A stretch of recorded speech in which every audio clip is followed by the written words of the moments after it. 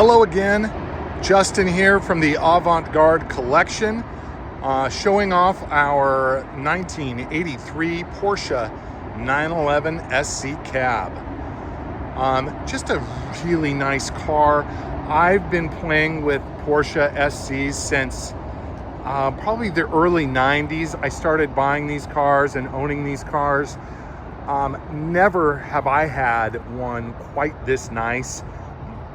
These cars have been old for a long time, and it's so nice to see one this well preserved.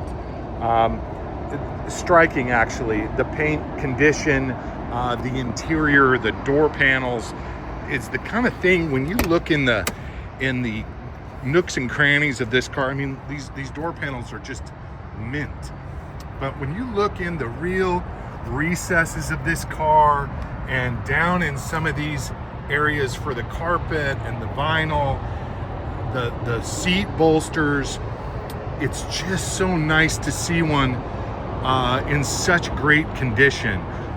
We replaced the clutch cable and some bushings in the linkage, and it shifts so fantastically. 915s, when they're right, are fantastic. The only real flaw I would fault this car for is a small tear in the top. I want to point that out. The top's in great shape, but it has torn right at this area here. You can see, and the fix is, not incredibly difficult. A person could sew in a small patch either behind this, unscrew here, and just hand sew a small patch behind it, or this whole piece could be replaced, and we have upholsterers that can do that. So if the winner would like, we can help them with that. The owner of this car, this is a consignment car, never wanted to do it, never cared. The top is down 99% of the time he's driving this car, so it wasn't a big deal to him. But if it is to the buyer, we can help with that.